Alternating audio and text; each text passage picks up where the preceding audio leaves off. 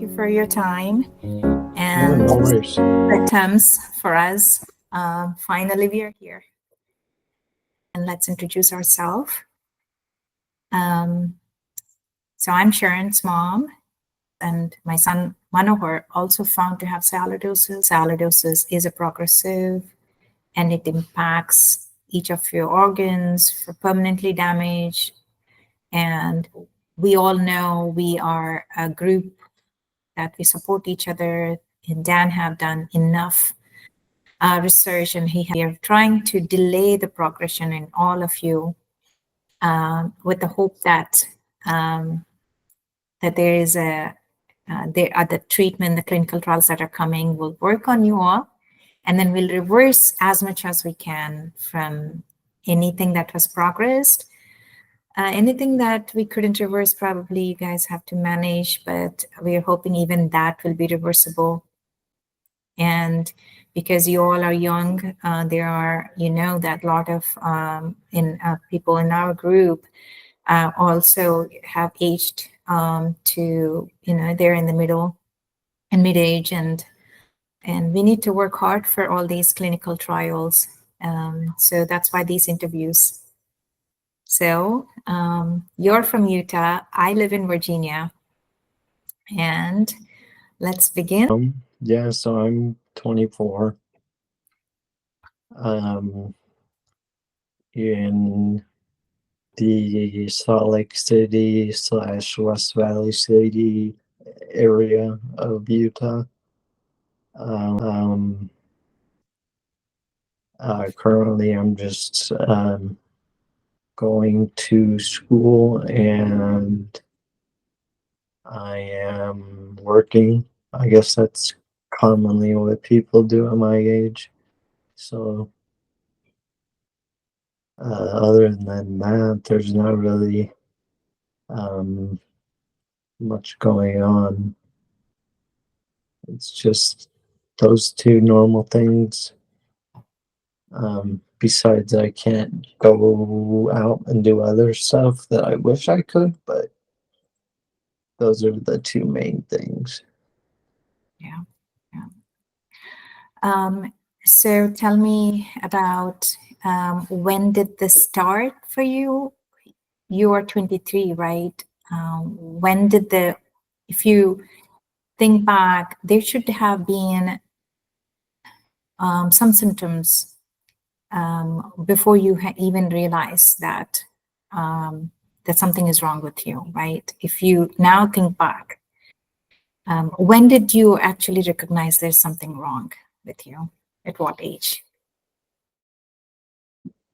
Symptoms is cataracts, which is obviously not common or supposed to really happen in somebody as young as I am, which I do have cataracts, which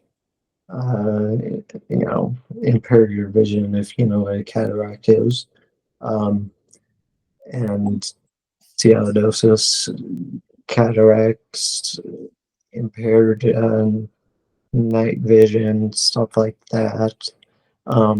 So when I was a lot younger, I played baseball, and they would have me play outfield, and it would be harder to find the pop flies because they would go up in the air, and I would look up for them, and it would be a lot longer before I could track them down and find them.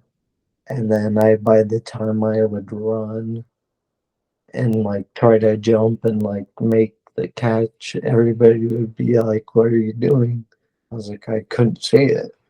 So I think that was an indication that I had cataracts. So I might have had cataracts at like age like 10 or earlier, maybe even had them at birth. I don't know. So maybe like that could have been like a symptom that I always have had. Um, and then I played basketball, and I would have shaking in my feet, or not feet, but knees, because you always have to have these back and forth movements when you play basketball. You know, you're defending somebody and they're going back and forth, so you're trying to stay in front. Um, and so my legs would kind of feel a little wobbly when after uh, the encounter would happen, and then I'd be like, oh, my legs kind of feel a little bit weak, but it wouldn't be anything crazy. But it just felt a little bit weird, and so I would just shake them. I just thought like, oh, maybe I'm, you know, low on sugar or something like that. So I think those are like the things that I thought were the main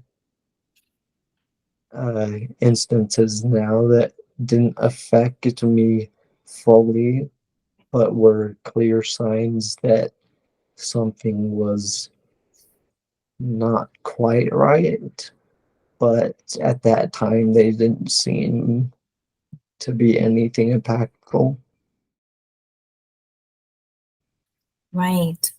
And at age 16, you went to the doctors while you were shaking, or have you had symptoms of falling, not just simply shaking? Were you were you losing control and you were falling after you shake? Um, no. So I've only fallen a few times, um, and that was after I had already gone. Um, I guess technically,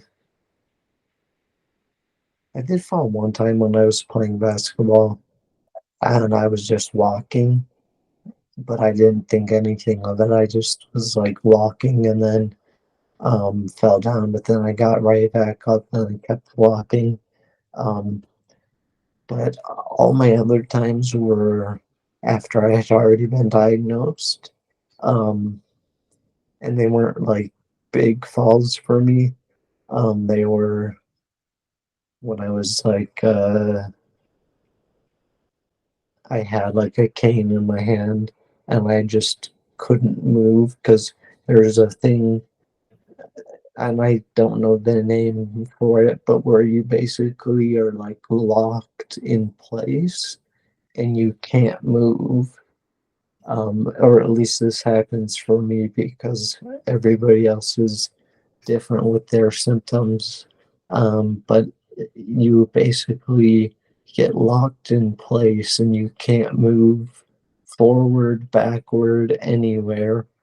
And so I was trying to hold myself up, and after like using every force of my body, I just fell over. Um, and I couldn't get back up, and I just was like on the ground, and I was like, what am I supposed to do now? So How that long does was it take one for you part. to how long does it take for you to get up? And do you have shakes after you fall, after that lock happens and you fall?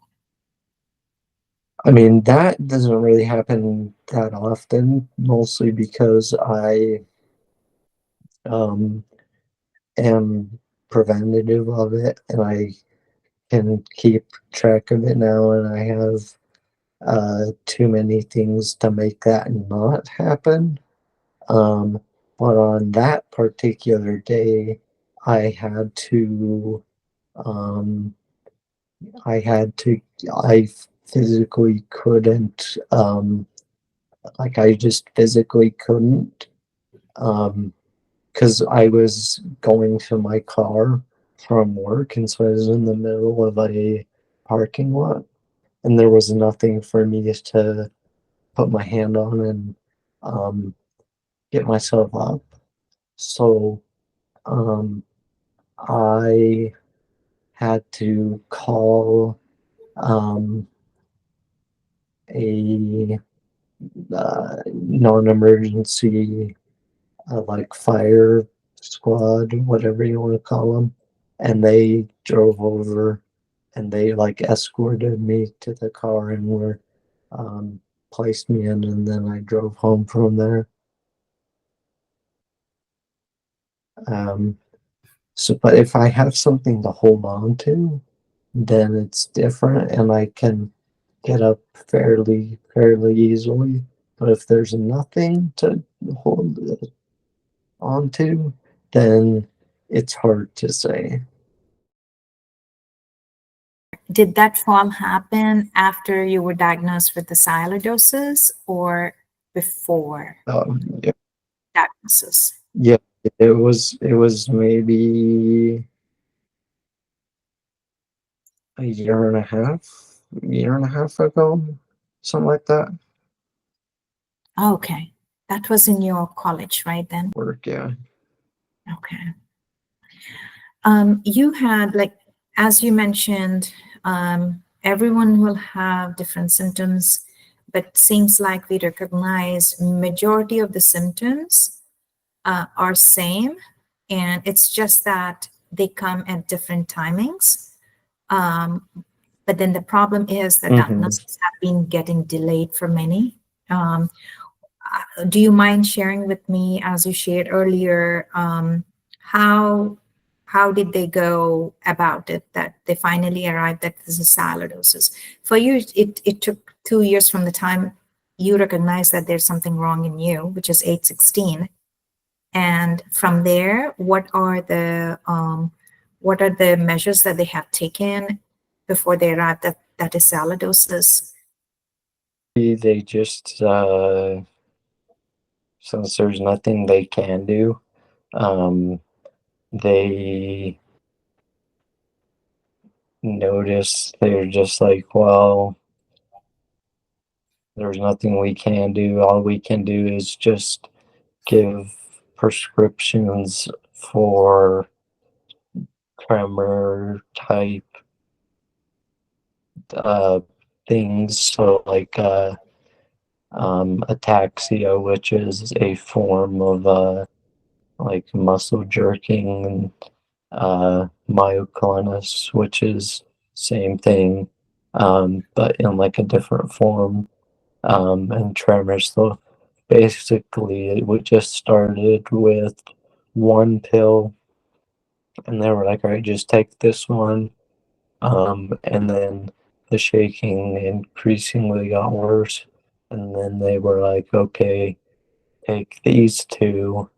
And then I was like, okay. And they got worse. So they were like, all right, take these. And then just as it gets worse, they just keep giving more medications. But then now I'm at the point where there's no more medications to give. So they kind of just are like, well, we don't know what else to tell you. But sucks to be you, I guess, is essentially how I take it. Um, and so then I look at the supplementary factors. Um, and so then I take those things, as well as do things that is not recommended. Not saying not recommended as in it's bad, but saying not recommended as in my doctor didn't tell me, but I'm doing it because it is beneficial, as in like yoga and working out to kind of strengthen the legs so they can um, absorb that shaking more, because you figure if your legs are shaking a ton and need to carry yourself more, if you work them out more, then you're going to be able to walk better. Same with yoga. Yoga has that same, and it helps with dexterity. So Right. my doctor didn't tell me to do that, but it's like there's going to be benefit from it, so I might as well do it. Are you having any, do you have difficulty um, to tell your brain to move, or it gets locked too at one point, or you end up in having more jerks?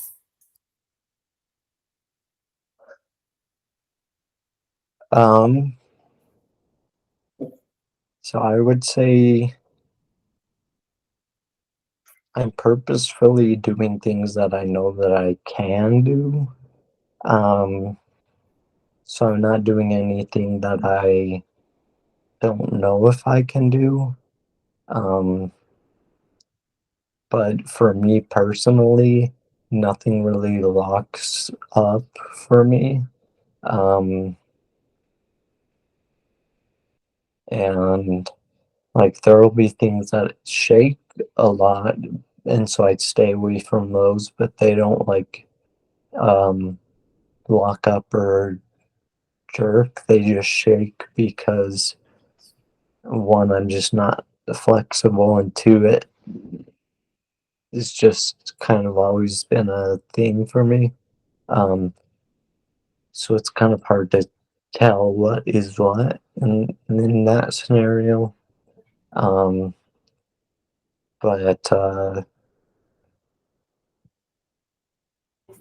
I would kind of just put that along the lines of that.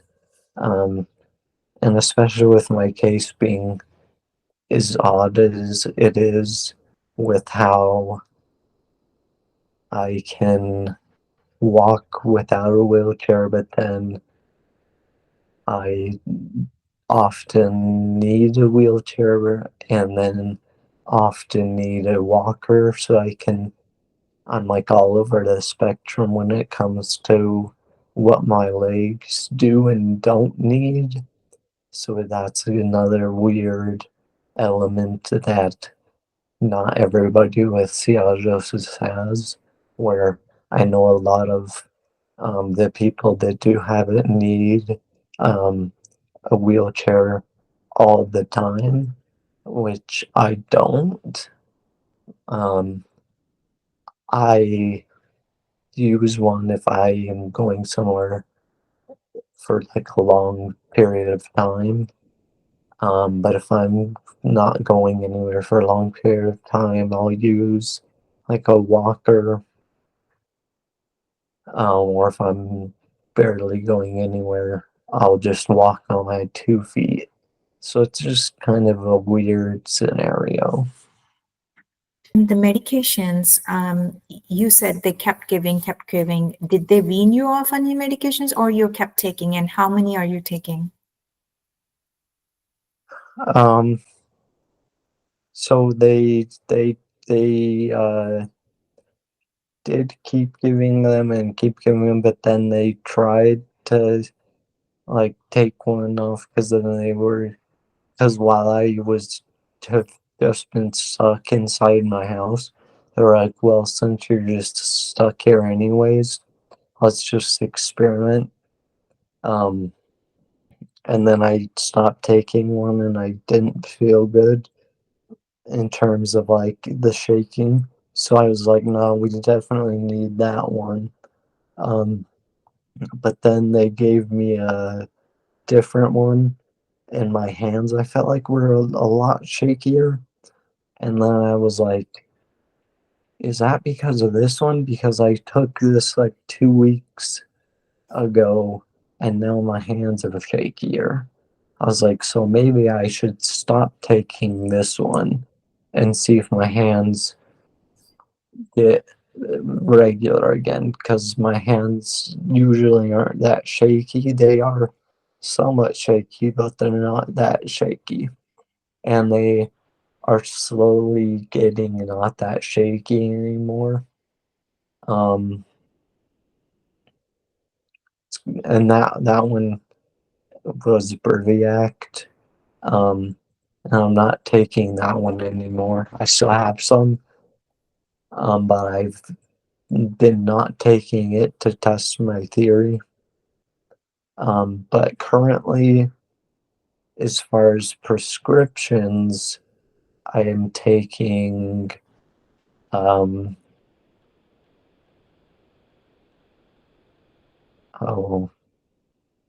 I'm probably gonna forget the names of them because I take a lot, but it's called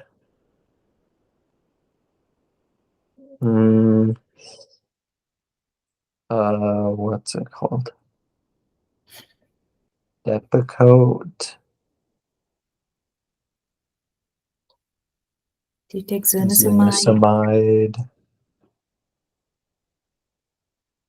Any clobazam or Onfi? Clonazepam. Oh, you're taking clonazepam. Okay. Yeah, Depakote, clonazepam, Fycompa, Mm. um,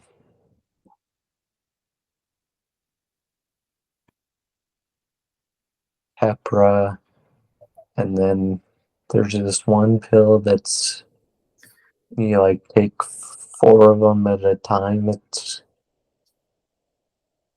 I can't think of that one's name. But essentially, what it ends up being is, in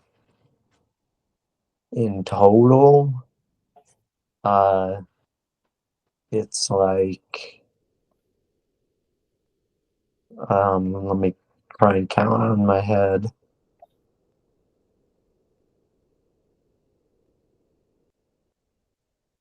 It's like 8 pills in the morning, and then 12, 12 at night. So I take like 20, 22, something like that total in a day. And they were giving you Breviac on top of Keppra? Yeah, even though they're like cousin pills, they basically do the same thing. Because I looked it up. And yeah, they do the same thing. But the doctor talked to some like other neuro doctor, and they said that they could do it, so they were like, sure, go ahead. But then I realized it was making my hands shake, or at least that's my theory, Mm. and so I Are you stopped it. are you taking any other supplements? Yeah, I'm taking zinc. I'm taking I don't know what its full name is because it has a weird full name, but it's like NAC is its abbreviation. Mm-hmm. It is Um, N-acetylcysteine. yeah, it's like a weird name. Um, just vitamin B12, um, ashwagandha, and then creatine. Mm-hmm. How is your jerks? Were you able to type and write? Um, so typing, I have to do that a decent amount for work, because I do work on a computer, um, and the different days are different in terms of how well I can, because how it is with sialidosis, it's like a switch being flipped on, is this a good day or is this a bad day? Like for instance, today feels like a really good day for me personally. And I don't know if that was just by chance or if it's because um, I've been doing some different things lately. I don't know. But my typing when it's really early in the morning because I have to start work at 8, and I usually don't wake up till close to then. My hands are pretty shaky, but then they get calmer towards the middle of the day, and then they start getting shakier at the end of the day. So it could be like they need to warm up and then they start getting fatigued. At least that's what I've noticed. And then as far as writing, I haven't written in quite some time, maybe um, the last school semester um, that I took in person, which was um, I don't know, sometime in uh, like May, April was the last time I wrote something, and my handwriting's always been not great, but I can always read it myself. But my handwriting was a little bit shaky, but it was still legible. So with that information, do as you will. Um, I mean, as long as it's legible. How was your voice in comparison to voice is something as hard to recognize until it is prominent, right? It's been like observed that in Sialidosis group, there has been stuttering, there has been shaking. I did notice with Sharon if she's off of any medications. How is your voice? Did you recognize you're able to talk as you were before, or it has been slowed down, or if you're talking more, you get shaky in your voice chords too? Well, with my voice, I don't have that much of an issue with it. But I have had, because I also have to speak on the phone on my job, and I have had people um, mention on the phone how I speak slowly, but sometimes I speak slowly, um, just to make sure that they get what I'm telling them, because you want to make sure that they understand, because you just want to get your point across and be clear, because sometimes people just have it breeze over their head and don't listen. But then sometimes I actually do have to speak slowly, so that way I myself know what I'm not know what I'm saying, but can make sure that it's enunciated clearly. Um, and so I'll speak at that tone, like at a slower pace, so that way they can get it, kind of like that. Um, and so when they say that I talk slower, and they'll kind of be a little rude about it, it kind of digs at me, and I'm like, come on, man, like, you don't know what I'm going through. But I obviously don't go at that with them over the phone, but I'm like, come on, man. Um, but for the most part, my speaking's always the same. But I do talk a little slower sometimes, and if I don't talk slower, then my words kind of stumble over each other, like the syllables will sometimes. Um, that may be able to be heard throughout this. I don't know, potentially. Um, but that's kind of what I see in my voice. But it's nothing too bad. Does your work provide any accommodations for you? I mean, I've tried. It hasn't been anything to the point where it's been like super bad where I've needed accommodations. Um, until this period where in June I haven't been able to get to my work.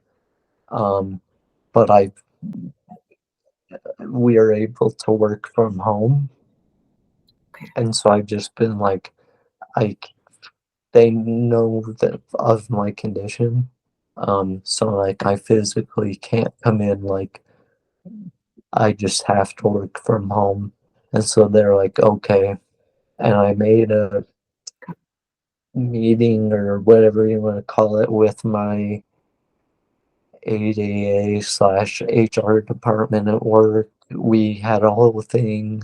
I had a doctor note, and then my ADA department denied it, and I was like, "Why are you denying that? If I have all the necessary things that I have to complete my job, and so I'm gonna have to go through some more loopholes to try and not loopholes, but just hoops um, to try and see if they're able to approve me for just being able to do my job. Um, so I'm gonna have to speak to them again and then speak to my doctors again. So it's just gonna be speaking to a lot of more people. Did doctors recommend you for any Medicaid, Social Security, and there's also Department for Rehabilitation? They do assist talking to your employer and make so accommodations because this is so common among us sialidosis patients. How do we even sustain continuously working, going on site? And majority of the work would require being receiving phone calls or on the meetings. I just wanted to give that advice because every state does provision those. I can help you out with that from your state and guide you through that. Probably you might want to take their help, who can talk to your employer. Because there could be a chance for you to type. If you can type, that will convert into a voice. If the days that you're not able to. And I wish there is an opportunity for employee, it's on the employee discretion to let the customers on the other side of the phone, let them know that you have certain condition that will make you delay the speech if those accommodations are not available. So that they know in advance rather than getting frustrated and hurt your feelings, right? And well, how is your friends and socialization? Do you still have those friends coming and seeing you and taking you around? Um, but it's a weird situation for me because, like I said, in high school, it was all us playing basketball. Um, but none of us really were on social media or like anything like that. And then as soon as high school ended, like everybody disappeared. And Mm. so I didn't know like where anybody that I went to high school was like at all. So it was really weird, but that wasn't when my like things was flaring up. I still had my best friend who lived down the street, and we went to community college together. And so I still would hang out with him. And then I got some more friends through my retail job. And so I still am in contact with them. I don't see them as much as I used to.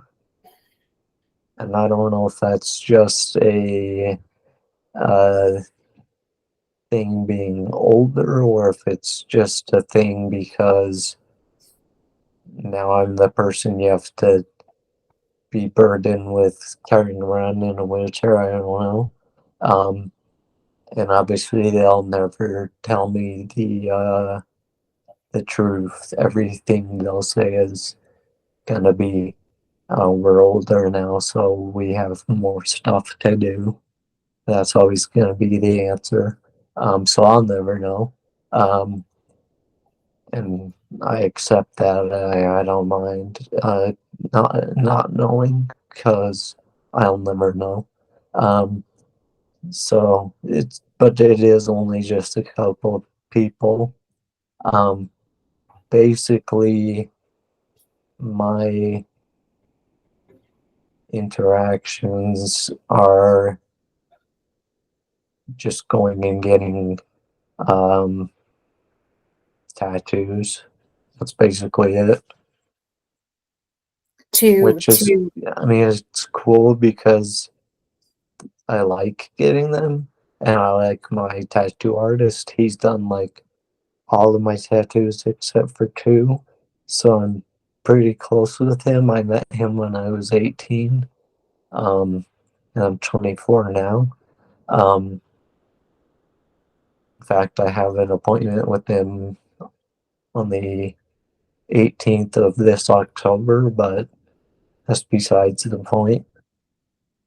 So that's kind of a social. You get a guy in the house and then spend like 3 to 4-ish hours with somebody. You just kind of talk and chill. Yeah, that's a hard thing as you all are growing. It's going to get more harder because everyone in your age group now they'll start working, they will have their own families. Socializing is one thing. It's a big hit. That's something that there hopefully there is more resources, at least someone to come and talk to you, right? And make friendships. You have your siblings, two siblings. Out of two siblings, your brother also have it, who's 19-year-old. How is Mm-hmm. he doing? He's in the high school now, right? Or he's in the college? No, he's not in any school. Okay. He have more hand jerks at this point. Yeah. Okay. And how are your parents um, is actually emotionally, physically are able to handle? How are they emotionally? I mean, it's hard hit on the parents in the sense to accept to see the child going through all that. Um, um, it's yeah, whoever is more, closer to you or more sensible, they emotionally affects. How are you? How are they? And how are you all emotionally handling it? Um, yeah, it's hard to say. I'm not a good reader at stuff like that, so I can't really say like with the 100% confidence. And I don't know if they. I think that they themselves don't show it on purpose. Maybe. At least that's what my view is or my thoughts. Um,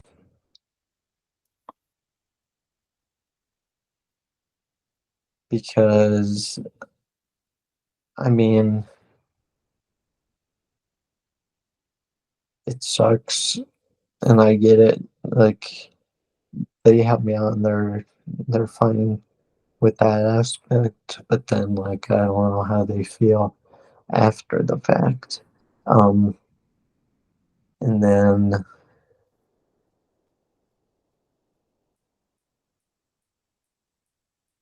like I guess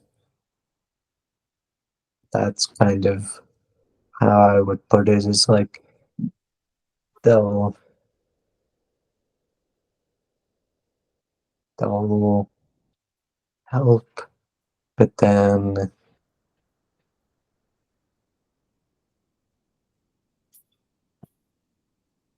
after the fact, um, just kind of go go about what was previously happening. So yeah, that's why I mean when I say it's kind of hard to tell. So I don't really know, but I would imagine so, but I have no idea. How are you emotionally handling? Um, I mean, different days are different times for me. Um, Yeah. and there's like a specific thing going on, and I feel like it's preventing, then that can um, make me feel a different way or just stuff like that. Um, that's basically how it is for me personally. Is um, just different days, just depending on what's going on.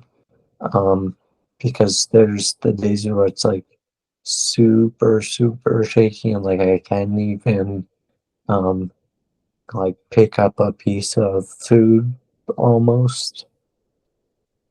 Um, and those ones are the tough days because I'm like, are you kidding me? Um, like I'm just trying to eat a piece of food and I can't even do that. But then there's days um, where everything's pretty chill, and then those ones I'm fine with. Not like 100% because I still have to, you know, walk around and be all uh, cautious to an extent, but um, it's still uh, a lot better. Someone feeds you when you're unable to eat, when your hands are shaky? No, I haven't had it. I haven't had to. It hasn't been that bad to have somebody do that. So you give some time when that happens and then go back to your food. Basically, Okay. Does your parents and right, that the clinical trials are available and anytime it may come. yeah, Dan sent the message, um, like a week ago or less than a week ago, something like that. Were you excited to hear the news? Um, Medical stuff confuses me, and I don't get excited about it because um, I just tend to be a realist about it because I don't know what it could be because there could always be a setback with it, and I don't want to be excited and have all of my um, hope set for that, and then it turned out to be nothing. So I just say, okay, this can be something, but don't put everything into it. So that's kind of how I look at things like that. So I say the way I look at it is more so, okay, so this can happen. It will be cool if it does, but it's medical. Medical things change. They always have. So we'll keep an eye out, hope for the best, and just see. That's how I look at medical things. Yeah, that's a good way to think. So we are prepared, right? Um, Yeah. whether it's a positive outcome or negative outcome, we know we are well prepared for that. What if it is a positive outcome? What you wanted to do? Sorry, what was that? What if those clinical trials had a positive outcome on you and you felt better magically? And what do you wanted to do after that? What is your wish? Like if I could Yeah, if you are normal, have like you ever just thought able to I become walk normal? like I wanted regular to do? again. Yeah. Um I I think about that quite a bit sometimes. And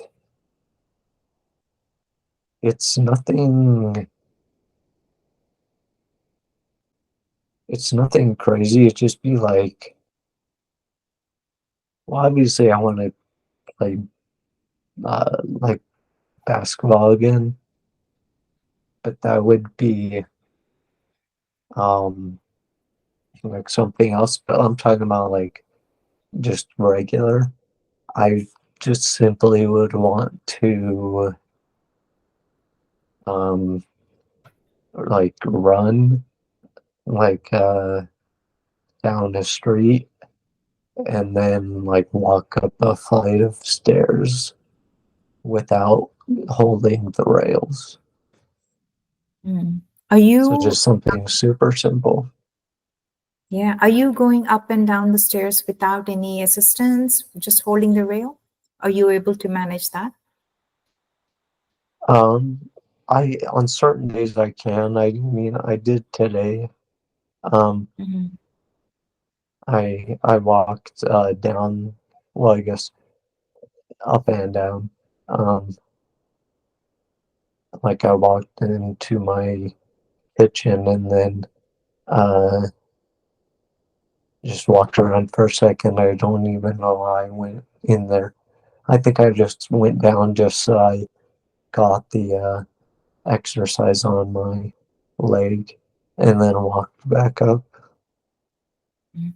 So when you do exercise, it just gives you that strength to go back upstairs and then Uh, downstairs. Do you feel more difficulty going up or down? it's down. You have more difficulty going down, right? Yeah, Yeah, yeah. that's so common with all of you guys, because you see the depth and you have hard time figuring it out. Um, yeah, I think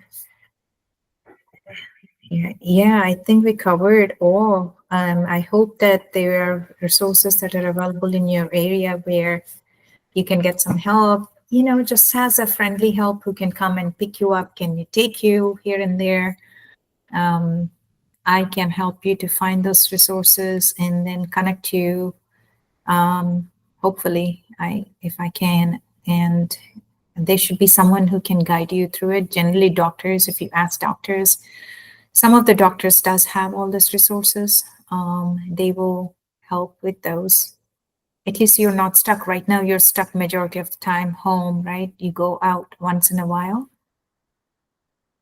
Oh yeah, every once in a while, not too often. Yeah, not too often. I mean, Yeah. one, I just don't have many places to go. Mm. Um, because there's nothing to do for me personally. And then my limited mobility, but Does the crowd makes you anxious and inability to sustain that crowd or any sounds around you, where your chances for you to fall more or having jerks more?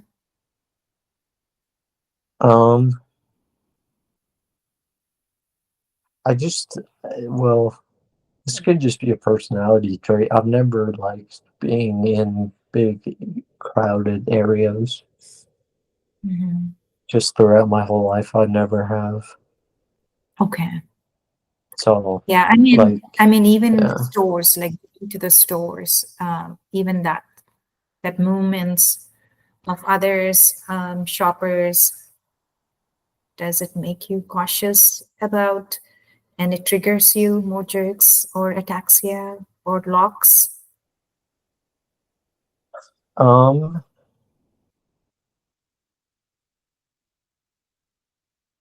well, I mean, I'm trying to think because I haven't been to a store in a while. Um, I've just been online shopping. Um, when I do go, I I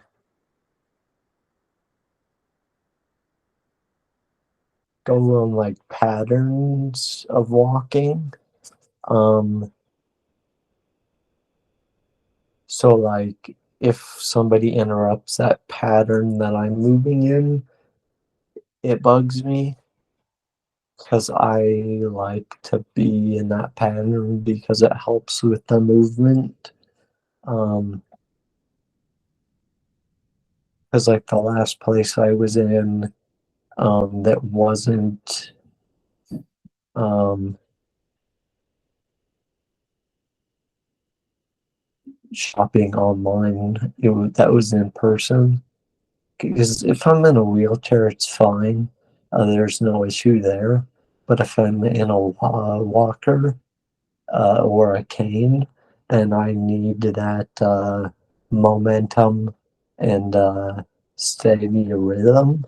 And if somebody like blocks me or cuts me off or does something like that, it it just bugs me, and then I have to like readjust, and that's when it can kind of bother me and kind of make me shake a little more.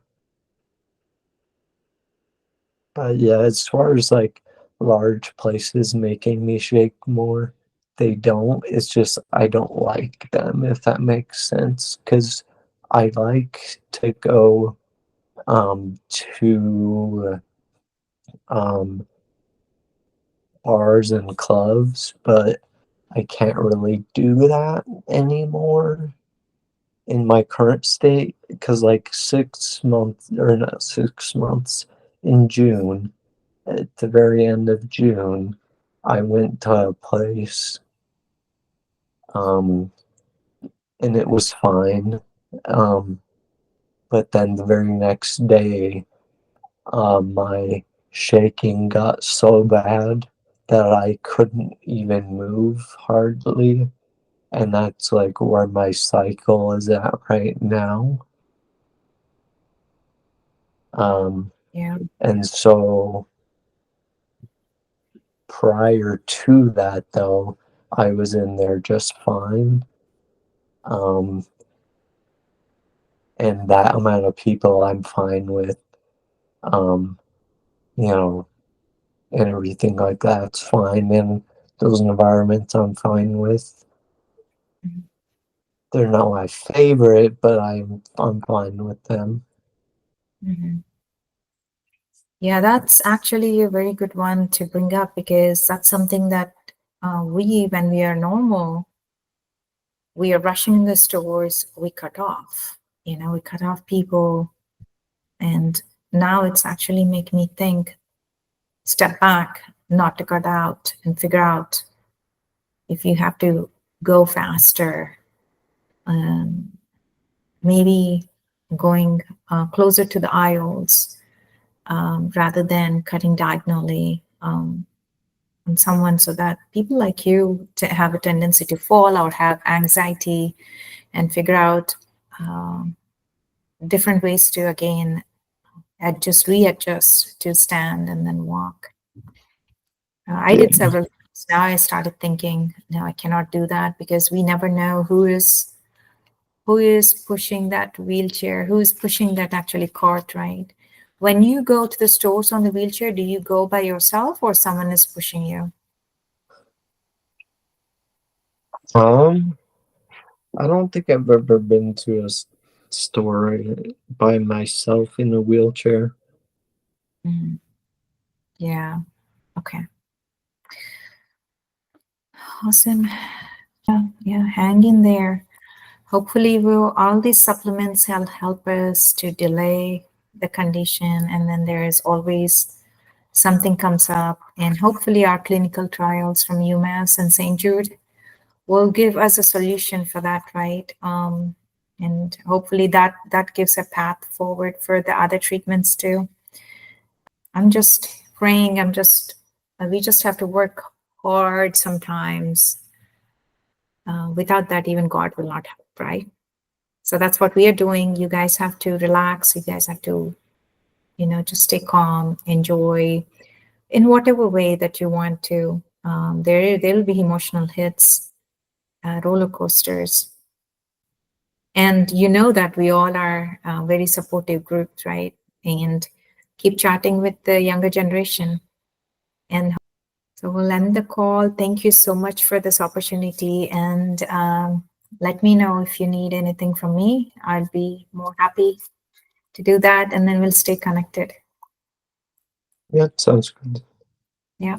Thanks, Landon. Yep. Bye. Goodbye.